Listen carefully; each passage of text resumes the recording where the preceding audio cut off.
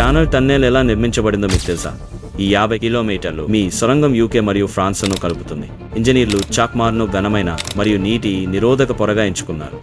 పనులను వేగవంతం చేయడానికి రెండు వైపులా ఒకేసారి 3 సొరంగాలతో ప్రారంభించారు. 2 రైళ్ల కోసం మరియు ఒక సర్వీస్ టన్నెల్. ఉక్కు రాక్షసుల వంటి భారీ సొరంగం బోరింగ్ యంత్రాలు రాతి గుండా కత్తిరించబడ్డాయి. కానీ మట్టిని చాలా వేగంగా తొలగిస్తే సొరంగం కూలిపోవచ్చు.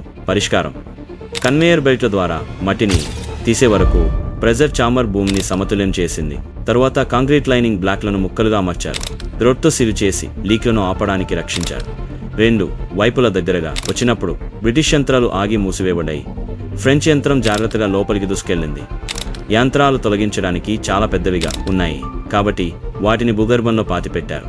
ప్రతి 375 మీటర్లకు భద్రత కోసం క్రాస్ పాసేజ్లు జోడించబడ్డాయి. హై స్పీడ్ రైళ్లు గాలి నిరోధకతను సృష్టించాయి కాబట్టి రిలీఫ్ బాతులు డ్రాగ్ను తగ్గించాయి.